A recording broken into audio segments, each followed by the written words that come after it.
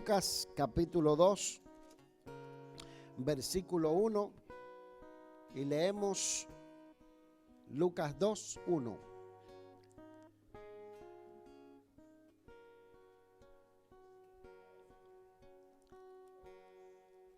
Ahí lo tenemos. Leemos para gloria y honra del Señor. Dice: aconteció en aquellos días que se promulgó un edicto de parte de Augusto César, que todo el mundo fuese empadronado o censado o contado. Este primer censo se hizo siendo Cirenio gobernador de Siria, e iban todos para ser empadronados, cada uno a su ciudad. Y José subió de Galilea, de la ciudad de Nazaret de Judea, a la ciudad de David, que se llama Belén, por cuanto era de la casa y familia de David, para ser empadronado con María su mujer, desposada con él, la cual estaba encinta. Y aconteció que estando ellos allí, se cumplieron los días de su alumbramiento, y dio a luz a su hijo primogénito, y lo envolvió en pañales, y lo acostó en un pesebre, porque no había lugar para ellos en el mesón. Amén.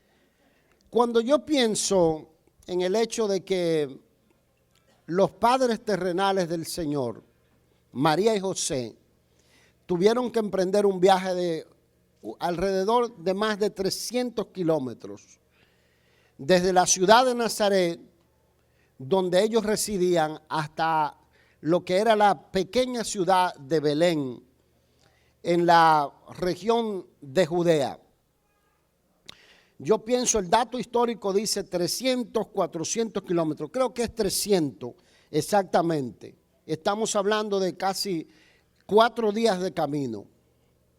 A veces uno mira atrás y mira las dificultades, mira un montón de cosas por las cuales uno tiene que pasar, y muchas veces uno se detiene y dice: Señor, ¿por qué me pasa esto a mí? Y yo no sé usted, pero a mí me ha pasado. Yo digo: Señor, tanta gente mala que hay en el mundo. Y tú, entonces, tengo yo que pasar por estas tribulaciones. El gran yo, pasar por estas tribulaciones. Pero entonces digo: no, míralo aquí. La mano de Dios está en todas las cosas. Y la Biblia dice que a los que aman a Dios, todas las cosas le ayudan a bien. De manera que las dificultades también son parte del paquete de la misión que Dios nos ha puesto. Si los padres terrenales del Señor, que estuvieron dispuestos a ponerse a un lado su agenda para obedecer y cumplir la misión de traer al Salvador al mundo, y aún así experimentaron dificultades, tuvieron que hacer un viaje. Algunos, ¿verdad?, dibujan a María en un burrito, si es que tenían burrito. Vamos a suponer que tenían burrito, pero es de esperarse, ¿verdad?, que una mujer embarazada y fuera a atravesar o iba a dar a luz en el camino. Atravesar un viaje de 3 días de camino, 4 días de camino, 300 kilómetros entre las montañas. Es probable que haya un burrito, la Biblia no lo dice. Pero bueno, vamos a aceptar el tema del burrito. Pero muchas veces no hay un burrito en las cosas que nosotros pasamos. A veces tenemos que pasarla a pie, o algunos lo pasaron a nado. Algunos lo pasaron a través del desierto con dificultades. Pero si usted está aquí hoy y llegó hasta este punto, significa que la mano de Dios estaba con usted y lo ayudó a llegar hasta donde usted se encuentra en el día de hoy. Y yo pienso en eso, digo, si los padres terrenales del Señor pasaron dificultades, ¿quién soy yo para negarme a pasar las dificultades? Dios ha puesto algo fijo en mi mente hoy, es que lo que es de Dios siempre se va a cumplir por encima de todas las oposiciones que se presenten a lo largo del camino. Lo que es de Dios va a ocurrir. Lo que es de Dios se cumplirá por encima del diablo, por encima de los hombres, por encima de todo lo que se levante en contra de lo que Dios se ha propuesto. Si es de Dios, se va a cumplir, porque Dios nos ha dado promesas gloriosas en su palabra. Y mientras nuestra fe esté puesta en esas promesas gloriosas, nosotros veremos el cumplimiento de lo que es de Dios en nuestras vidas. Cuando yo digo lo que es de Dios, estoy hablando de la voluntad perfecta de Dios. Siempre será plasmada en nuestras vidas. El censo que Lucas menciona como un dato histórico aquí, y que tiene el detalle de decir que el gobernador de Siria en ese momento era sirenio, para que nosotros podamos ir a las páginas de la historia y mirar que lo que Lucas está contando es correcto, es cierto, es verídico, es genuino. Dice que ese censo obligaba a todas las personas que estaban bajo el imperio romano, donde quiera que Augusto César tenía jurisdicción, a que tenían que trasladarse del lugar donde vivían al lugar donde habían nacido, o de donde eran los orígenes de la familia de ellos. En este caso nosotros vemos que María y José tienen que levantarse e irse de Nazaret hasta Belén de Judea. Cuando nosotros compartíamos la serie acerca de Ruth, la moabita, nosotros observábamos que en esa ciudad de Belén, a donde llegó Noemí con su nuera Ruth, en esa ciudad de Belén, Ruth contrae matrimonio con un hombre llamado Boz. Ese hombre llamado Boz y Ruth engendran o tienen un hijo que se llama Isaí. Ese Isaí luego se llama Obed. Y ese Obed entonces tiene un hijo que se llama Isaí, que es entonces el padre del rey David. Y David nace en Belén de Judea. De manera que nosotros sabemos que David es el rey por herencia de la nación de Israel. Y por lo tanto, lo que está indicando aquí es que como María y José eran de la familia de David o de la descendencia real del rey David, tenían que trasladarse de donde eran la familia para ser contados allí según el censo de Augusto César. El propósito del censo es algo que todavía no se ha podido decidir cuál es el propósito. Dicen que algunos que era para establecer un nuevo sistema de impuestos a través de todo el imperio, o a fin de ellos invertir un poco más en lo que era el ejército y todo ese tipo de cosas, y expandir el dominio de lo que era el imperio romano en ese momento dado, que tenía el control de la nación de Israel. Sin embargo, aquí hay algo muy poderoso aplicable a nuestras vidas, es que el censo de Augusto ocurre coincidencial. Oiga cómo ocurre. Coincidencialmente, en el momento preciso en el que el Señor va a nacer, o en el que María va a dar a luz al niño que se le ha profetizado que sería Emmanuel, que sería Dios con nosotros y que cumpliría profecías que parecía que estaban olvidadas por años y cientos de años. Una de las últimas profecías había sido dada por el profeta Isaías, que decía que el niño iba a nacer, que la Virgen iba a concebir y el niño iba a nacer. De manera que lo que hizo el censo de Augusto era colocar a los padres en el mismo centro de la voluntad de Dios, donde Dios los quería. Lo que hizo el censo de Augusto es enseñarnos a nosotros que por encima de los imperios, por encima de los presidentes, por encima de la agenda del hombre, por encima de la agenda de los gobiernos, hay una agenda superior, hay un poder mayor que manda por encima de todas las cosas y que hace que todas las cosas que Dios se ha propuesto que ocurran sobre la vida de los hijos de Dios. Yo no sé si eso le habla a usted, pero a mí me habla. Hay momentos en la vida de uno en el que uno experimenta una especie de silencio. Yo no sé si usted ha vivido esos momentos de silencio, pero yo los he vivido.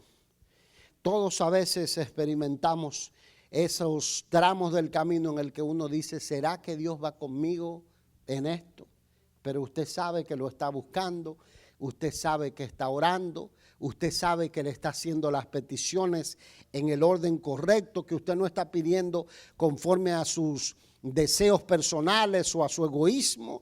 Usted sabe que usted va de la mano del Señor y parece como que Dios como que se retira un poco y usted dice, déjame buscar la voluntad del Señor y tratar de ver si las direcciones o las decisiones o lo que estoy haciendo está de acuerdo con lo que Dios quiere para mi vida, y Dios permanece en silencio.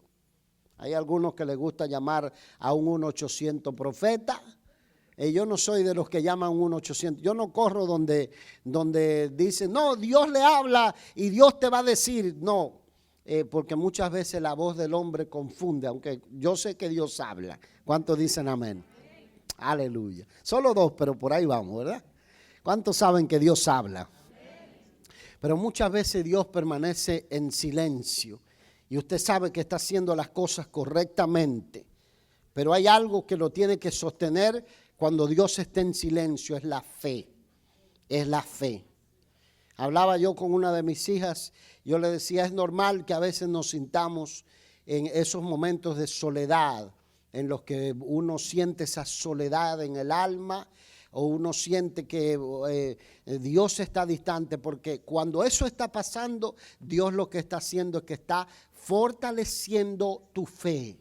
Dios está haciéndote a ti depender absolutamente de Él y no de tus emociones. Y explico eso, es porque a veces nosotros estamos acostumbrados a ver, a mirar con los ojos lo que ocurre inmediatamente. Si oramos y ocurre, decimos, wow, Dios está conmigo. Pero si Dios se tarda, si Dios permanece en silencio y nosotros seguimos creyendo y seguimos confiando, entonces la relación se hace más fuerte, porque uno sabe que aun cuando las emociones están dadas vuelta o uno se siente como que algo no está bien y uno dice, pero aún así yo sé que Dios está en control, entonces usted aprende a depender de Dios, a caminar por fe, porque la Biblia dice que la fe no es una cuestión de ver, es una cuestión de creer para luego ver la mano de Dios intervenir en nuestros imposibles. En otras palabras, hay un pasaje que citaba la semana pasada o antepasada en Habacuc 2:5 que dice, aquel cuya alma no es recta se enorgullece, mas el justo por su fe vivirá. El contexto de ese pasaje en Habacuc es mostrar la nación en un tumulto, en una dificultad, en una economía quebrada, en problemas financieros, en asuntos de salud, en juicios que venían a derramarse sobre el resto de la humanidad. Y Habacuc presenta quejas porque está sintiendo que Dios no le responde como él quiere, como él espera. Y entonces Dios le da la palabra y le dice, aquel cuya alma no es recta se enorgullece. En otras palabras, aquel cuya alma no es recta dice, yo todo lo puedo hacer en mi propia fuerza. Aquel cuya alma no es recta dice, tú puedes ser lo que tú quieras ser. Aquel cuya alma no es recta dice, believe in yourself, cree en ti mismo. Aquel cuya alma no es recta dice, yo lo voy a lograr porque yo tengo la determinación para hacerlo. Pero sabemos que la Biblia dice que no es del que quiere ni del que corre, sino de Dios que tiene misericordia. Y el que vive por fe dice, todo lo puedo en Cristo que me fortalece. El que vive por fe dice, aunque esto es imposible para los los hombres, para Dios es posible. Todo aquel que tiene la confianza en Cristo y tiene puesta la fe en el que tiene control de los hombres, de las circunstancias, de los ángeles, de los demonios, de lo alto, de lo bajo, de lo presente, de lo porvenir y de todo lo creado, dice: todo lo puedo en aquel que me fortalece, que se llama Cristo Jesús. Por eso dice: el justo por su fe vivirá. La fe es la certeza de lo que se espera y la convicción de lo que no se ve. Yo me imagino a José diciendo: primero me dijiste que la muchacha estaba embarazada, que no saliera huyendo, que no me escapara, que la tomara por esposa. Después que nazca el niño, ahora Augusto da un censo. Yo no sé, quizás tenían el conocimiento de las profecías bíblicas. Mateo 2:6 dice que esto ocurrió para que se cumpliera lo dicho por el profeta Miqueas cuando dijo: y tú, Belén, de la tierra de Judá, no eres la más pequeña entre los príncipes de Judá, porque de ti saldrá un guiador que apacentará a mi pueblo Israel. O sea, se estaba cumpliendo una profecía. Pero José dice: no puedes hacer que esa profecía se cumpla un poquito más fácil, que es lo que a veces yo le digo a Dios: Señor, cuán difícil es la espera. Yo no sé para usted, pero esperar es lo más difícil en nuestras vidas. Imagínense los que vivimos en Estados Unidos. ¿Cómo se llama esa marca de chicken nuggets? Tyson. Viene preparadita, destapamos, precocida, y la metemos en un microondas, sale y ya no tenemos que esperar. No tenemos que poner el huevo, poner las especias, poner el pan a un lado y empezar a empanizar, ¿verdad?, las milanesas o el pan, sino que ya está cocinadita.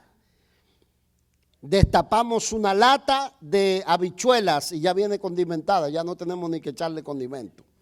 Eso es calentarla.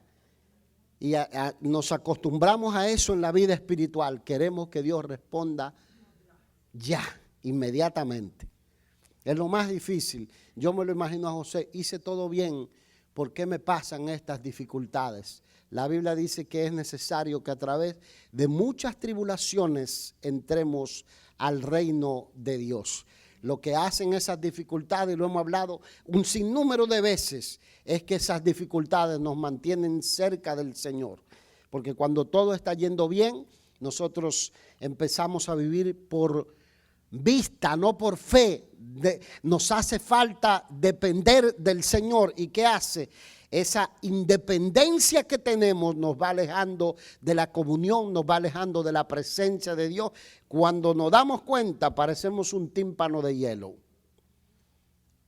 Estamos tan fríos espiritualmente que no podemos ni abrir la boca para orar, porque empezamos a creer que no necesitamos pedir la ayuda del Señor, porque lo tenemos todo. La cuenta de banco está bien, la salud está bien, los hijos están bien. Ya tenemos por allí asegurada la universidad de los muchachos y todo ese tipo de cosas. Entonces, ¿para qué orar? ¿Es verdad? Y la salud está bien, vamos y te dicen: mira, la visión tuya está 20, 30, 10. La de ustedes está 20, 20. ¿Verdad? Y todo está bien, la salud está bien. Entonces, ¿qué hace una pesadez? Yo me lo imagino a José orando: Señor, ¿en qué va a terminar todo esto? 400 kilómetros de distancia viajando entre las montañas. ¿En qué va a terminar todo esto? Bueno, vamos a aceptar que esta es la última dificultad. Y cuando llegan allá, dice la Escritura que la ciudad estaba abarrotada y que fueron a la posada pública, al mesón, y pidieron una habitación y le dijeron: ya está sold out. Ya se vendió todo, lo sentimos mucho. No sé, alguien sintió compasión de ellos y le dijeron: hay un establo aquí, una cueva de animales, ustedes se pueden quedar allí, pasar la noche. Y durante ese momento empezaron los dolores de parto de María. sea, imagínense las dificultades, pero aún así seguían creyendo, pero aún así seguían confiando, pero así seguían con la fe puesta en el Señor, sin desmayar, creyendo. Yo me pongo a pensar la cantidad de creyentes que Dios les habla constantemente a través de su palabra. Constantemente, por lo menos los que están bien atentos y dicen, esa palabra que Dios trajo era para mí. O hay otros que dicen, se lo contaron al pastor. Pero hay otros que dicen, no, Dios me está hablando a mí. Y le habla, y le habla, y le habla. Pero a los padres de Jesús, el Señor solo le habló en un par de ocasiones, según los evangelios. Le habló a María con la visita del ángel, le dio luego la palabra profética por medio de su prima Elizabeth, cuando fue a las montañas, la madre de Juan el Bautista, y a José le habló en sueño cuando quiso dejar a María. Y le habló de vuelta entonces cuando el niño iba a estar en peligro, pero no les tuvo que estar hablando constantemente para que obedecieran, sino que estaban dispuestos a creer que Dios estaba en control, que Dios iba con ellos, que Dios los había colocado en esta misión y Él sabía el desenlace de la misión que Dios les había puesto. Cuando nosotros, mis amados, hemos soltado nuestra vida en las manos del Señor y nosotros hemos recibido la palabra de Dios que está llena de promesas que son seguras, que son ciertas, nuestra confianza está que Él sabe lo que viene mañana. Nosotros no tenemos que tener ansiedad ni desesperación por lo que viene mañana o por el año que viene. Nosotros tenemos que caminar solamente en obediencia. No hay que ser muy inteligente, lo único que se necesita es ser obediente y veremos la mano de Dios, veremos la ayuda sobrenatural de Dios, veremos el brazo poderoso de Dios delante de nosotros ayudándonos.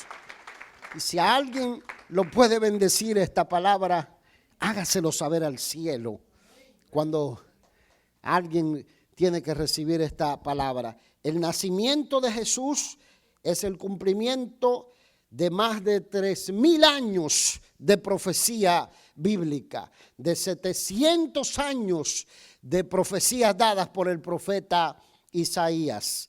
El capítulo 9, el versículo 6 del profeta Isaías dice: porque un niño nos es nacido, hijo nos es dado, y el principado sobre su hombro, y se llamará su nombre admirable, consejero, Dios fuerte, Padre eterno, príncipe de paz. En otras palabras, la mano del admirable está sobre nosotros en esta mañana en la que recordamos el nacimiento del Señor, el consejo de Dios, el brazo fuerte del Dios Todopoderoso está con nosotros. El Padre bueno que nos ama está con nosotros. El príncipe de paz está con nosotros, porque nosotros adoramos al único Dios verdadero. En otras palabras, es Dios mismo quien dice que vino y habitó en su Hijo. Miren el otro elemento. Cuando nosotros queremos ver la gloria de Dios en nuestras vidas, tenemos que experimentar un poco del establo. Gloria al Señor. Nuestro mayor problema es que queremos ir al cielo en un sillón mecedable, en un sillón reclinable. Pero oiga lo que hace, y yo siempre me pongo a pensar, la gente que son escrupulosos, la gente que es escrupuloso. Hay gente que se baña una vez al día. Hay otros que se bañan los sábados aunque estén limpios. Eso no es cierto. Ustedes, yo estoy mirando a ver si me están prestando atención. Hay gente que se baña los sábados aunque esté limpio. Pero hay otros que tienen que estarse bañando 3 veces por día. ¿Verdad? Póngase a pensar una mujer en estado de gestación, a punto de dar a luz, y tener que dar a luz a Jesús en un establo, en un pesebre. Solamente usted cruza cerca de donde hay establo. Yo no sé, cuando cruzábamos en Pensilvania, cerca de los establos de Pensilvania, cruzábamos así. Porque el olor era algo terrible, a la distancia. Y tener, oiga, el Rey de Reyes y Señor de Señores. La Biblia dice que miles de millones de ángeles asisten delante de su trono, que le adoran día y noche, le adoran. Y Él tomó la forma de un ser humano y habitó entre nosotros. El cielo se acordó de nosotros. El Padre no escatimó a su único Hijo y lo dio por nosotros.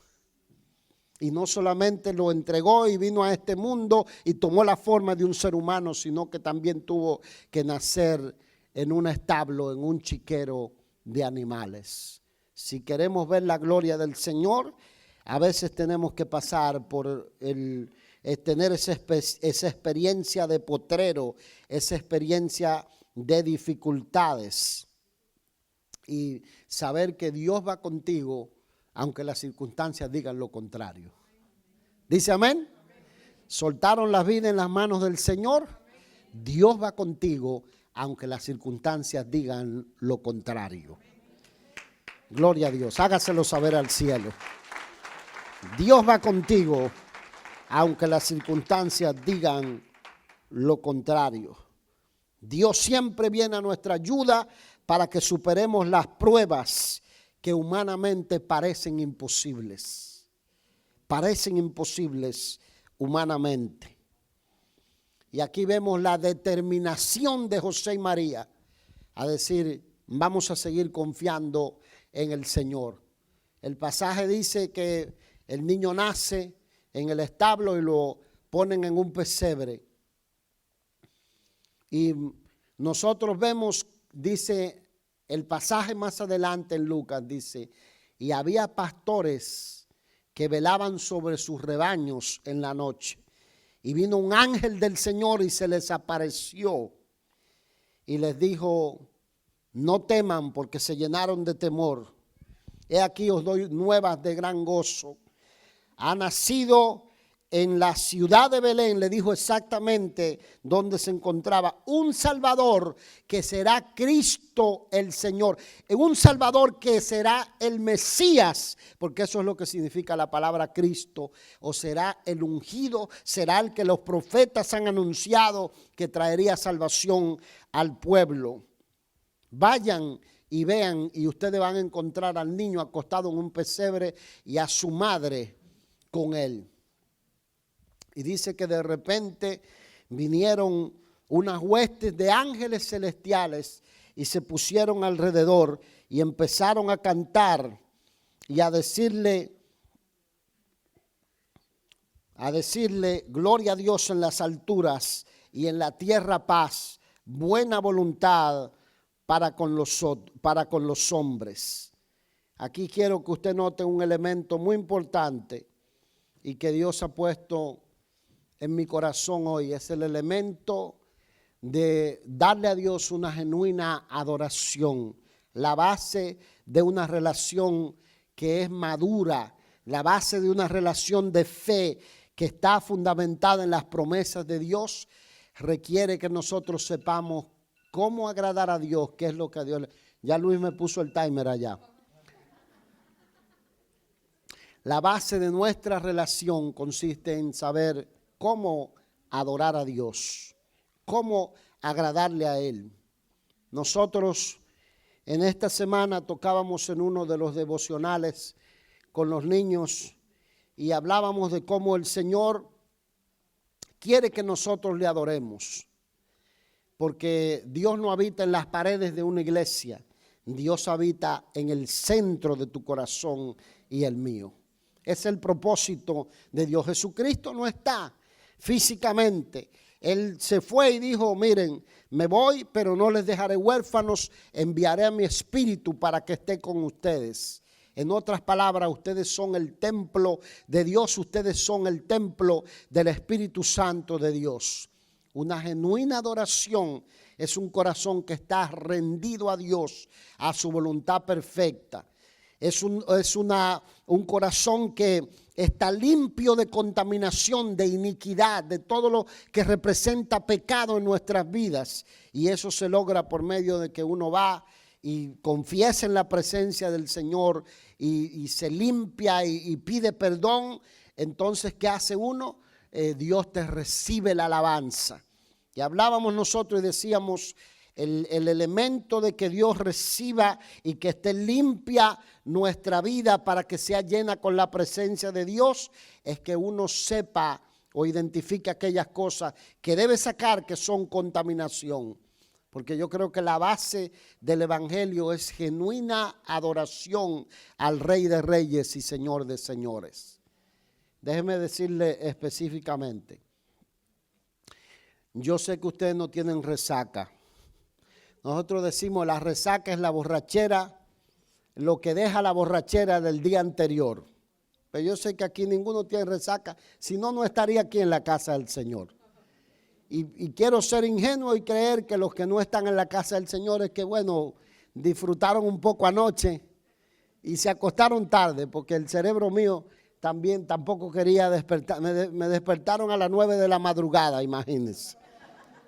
Y entonces, quiero creer eso, pero la genuina adoración que es confundida por la gente es la celebración de la Navidad rodeada de borrachera, rodeada de prácticas de iniquidad, de pecado.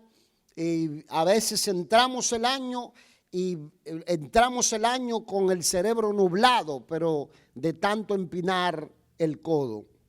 Eso no es lo que Dios anhela. Lo que nosotros vemos es una repercusión del nacimiento de Jesucristo en el mundo de los ángeles, en el mundo de los hombres, en el trono de los poderosos de las naciones.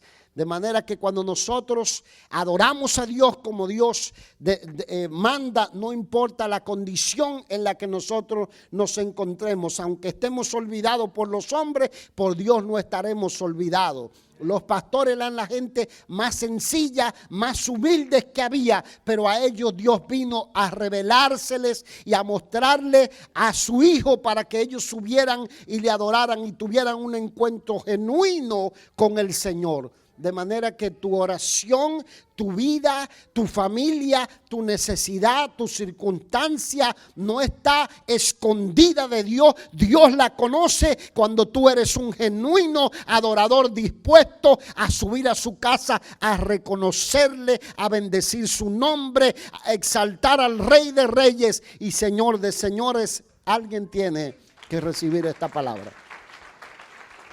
Aleluya. Gloria a Jesús. Nadie es honrado, y yo quiero que usted lo entienda, en el reino de Dios, si no aprende a darle lo que Dios anhela, como Dios lo anhela. ¿Y cómo usted hace eso? Tiene que conocer la palabra. Dígale al que está a su lado, tienes que conocer la palabra. Dígale al que está a su lado, casi estamos durmiendo. Casi va a empezar la siesta. Casi va a empezar la siesta. Nadie es honrado en el reino de Dios sin antes aprender a darle una genuina adoración a Dios. Nadie es honrado en el reino de Dios si primero no pasa por el establo. ¿Dice amén? Aleluya. Jesús nació en una cueva de animales y la palabra de Dios declara esto, y con esto voy a cerrar. Filipenses capítulo 2. Jesús nació en una cueva de animales. María y José estuvieron dispuestos a experimentar el olor del establo para ver la gloria del Señor en sus vidas. Filipenses 2 dice, por lo cual Dios le exaltó o exaltó el nombre de Jesús y le dio un nombre que es sobre todo nombre, para que en el nombre de Jesucristo se doble toda rodilla de los que están en los cielos y la tierra y debajo de la tierra, y todo nombre confiese que Jesucristo es el Señor, para gloria de Dios Padre. Cuando usted y yo estamos dispuestos a pasar por el establo, a darle la genuina adoración que Dios se merece, a negarnos, porque requiere negarnos a nosotros mismos. La gran batalla, yo no sé usted, pero los dominicanos llevamos el merengue en la sangre, en los huesos, en el cerebro. Y los que han ido a Dominicana saben cómo es el asunto. Usted entra al aeropuerto y hay allí gente moviendo el esqueleto desde que usted entra al aeropuerto. Y los pies se te empiezan a mover solos. Y por el otro lado está la mamajuana. ¿Sabes cuál es la mamajuana? Un botellón así preparado que tienen. Y te empieza, porque hay gente que desde pequeñito, oiga, como el café, le mojan la lengua. Y oiga, tienen el cerebro borracho, de borrachones ya. Cualquier parecido con la realidad es mera coincidencia, ¿eh? Y esas cosas, ¿verdad?, te empiezan a atraer. Y usted sube a un vehículo de transporte público, el chofer prende la música y y usted dice, bueno, Señor, dame fuerza. ¿Verdad? Los que vienen de ese mundo saben las tentaciones que tienen. Y usted empieza a oír la música y te llega la tentación de tomar una vacacioncita espiritual. ¿Verdad? Un permisito, Señor, de diciembre, pero queremos un año de favor, de bendición que se abra delante de nosotros. Queremos que las promesas de Dios se cumplan en nuestras vidas. ¿Cuántos dicen amén? Queremos que el cielo se mueva a nuestro favor y que los cielos se abran y las oraciones y las dificultades y los problemas que solo Dios puede ayudarnos sean resueltos. Si no se resolvieron este año, se harán en el año que viene. ¿Cuántos dicen amén? Queremos que el infierno sea pisado bajo la planta de nuestros pies. Y para eso, ¿qué se requiere? Aplicar el cuchillo a la carne. Porque si tomamos la vacacioncita, entonces se extiende el proceso más largo. ¿Dice amén? Entonces, por eso, Navidad es un tiempo para estar en una comunión profunda con el Señor. El pasaje dice, los pastores dijeron, vamos a ver lo que los ángeles nos han dicho. Y llegaron y encontraron a María y a José con el niño acostado en el pesebre y lo adoraron y se regocijaron con el nacimiento y dijeron, Dios no nos ha dejado solo, Dios está con nosotros. Y cuando María y José escucharon las palabras que los pastores decían que los ángeles le habían dijeron, entonces le volvió el espíritu al alma y dijeron, Dios no nos ha dejado solo. Y si había alguna duda en José de, oye, todas estas dificultades, como que esto tiene cocorícamo, como que hay algo raro aquí, como que hay gato entre macuto dentro aquí. Si José estaba dudando, entonces dijo, Dios está conmigo, Dios está con María. Estas dificultades las veremos pasar y veremos la gloria del Señor. Yo no sé a quién le estoy hablando, pero si alguien recibe esta palabra, póngase de pie y hágaselo saber al cielo. Gloria a Dios. Aleluya. Gloria al nombre de Jesús. Yo quiero que usted salga de este lugar con la convicción de que el plan de Dios es perfecto para la vida de los hijos de Dios. Solo hay que soltarle las riendas al Rey de Reyes y Señor de Señores. A lo largo de la vida, no es la experiencia única mía, es la experiencia de muchos cristianos aquí. Muchos cristianos aquí. Y quizás la vasta mayoría de nosotros. Y si usted está, oiga, tambaleando y diciendo, vamos a ver si es que Dios está conmigo en esto. A lo largo de la vida hemos visto la mano de Dios ayudándonos, socorriéndonos, fortaleciéndonos, levantándonos a través de pruebas, de dificultades, de tribulaciones. Usted no es la excepción a la regla. Usted también ha sido elegido por el Señor. Usted también está en el número de los que Dios ha decretado un plan perfecto sobre su vida. Aunque Dios tenga que mover imperio, oiga lo que hizo, movió un imperio al emperador más caprichoso de la historia del mundo en ese momento, Augusto César. Dice un censo, él creía que era él y es Dios que le dijo que haga el censo. Él creía que el propósito era él, que el centro de la ecuación era él, pero era Dios el motivo y el propósito. ¿Habrá algo que escape de las manos del Señor? Yo quiero que usted se meta esta palabra al corazón y que con esa palabra en el corazón usted reciba o termine este año y espere un año de favor, de bendición. Y sepa que Dios lo va a ayudar a pasar lo que sea que venga adelante, lo que sea que se presente delante. Dios lo va a ayudar si usted no se suelta de la mano del Señor. ¿Dice amén? Amén. Aleluya. Cierre sus ojos por un momento en la presencia del Señor.